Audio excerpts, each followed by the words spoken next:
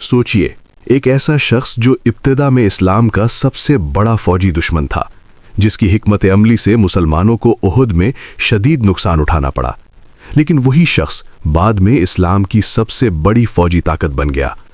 ये कहानी है खालिद बिन वलीद रज़ियल्लाहु अन्हु की, जिन्हें खुद नबी करीम सल्लल्लाहु अलैहि वसल्लम ने सैफुल्लाह का लक़ब अता फरमाया। खालिद बिन वलीद कुरैश के मुअज़्ज़िज़ ख़ानदान बनु मखज़ूम से ताल्लुक़ रखते थे।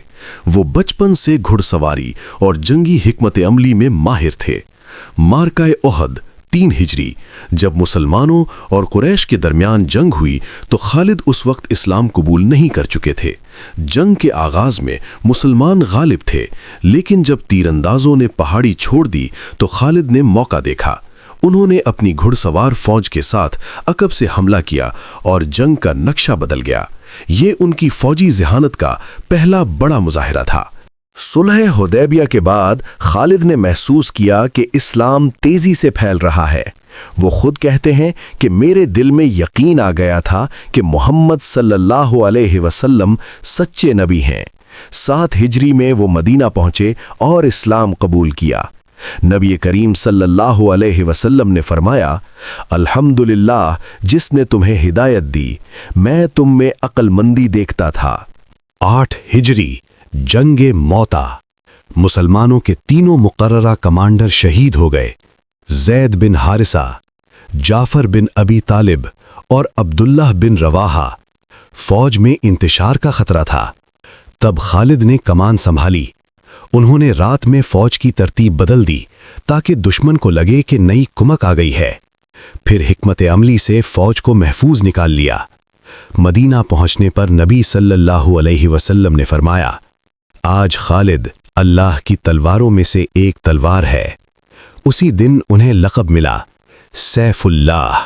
जंगे यरमूक 15 हिजरी, ये रोमी सल्तनत के खिलाफ फैसला कुन जंग थी।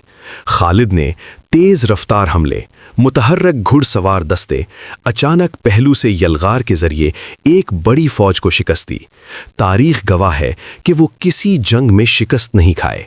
जब खिलाफत उमर बिन खत्ताब रज़ियल्लाहु अन्हु के पास आई तो उन्होंने खालिद को सिपा सालारी से हटा दिया। वजह क्या थी? उमर चाहते थे कि लोग फतह को किसी फर्द की ताकत नहीं बल्कि अल्लाह की मदद समझें। खालिद ने बगैर किसी एतराज़ के हुक्म मान लिया। ये उनकी आजिज़ी की मिसाल है। खालिद रज़ियल्लाहु ने तकरीबन 100 से ज़ायद मार्कों में हिस्सा लिया। उनके जिस्म पर तलवारों और नेज़ों के बेशुमार ज़ख्मों के निशान थे, लेकिन हैरत की बात यह है कि वो मैदान जंग में नहीं बल्कि बिस्तर पर वफ़ात पाई। 22 हिजरी होम्स शाम। उन्होंने फरमाया, मेरे जिस्म पर कोई जगह ऐसी नहीं जहां जख्म ना हो, फिर भी मैं ऊंट की तरह बिस्तर पर मर रहा हूं। बुज़दिलों की आंखें कभी न सोईं। हज़रत खालिद बिन वलीद की ज़िंदगी हमें सिखाती है, माजी की गलती मुस्तकबिल की रुकावट नहीं, असल अज़मत इताअत में है। ताकत अल्लाह की अमानत है, आजिज़ी ही असल शान है।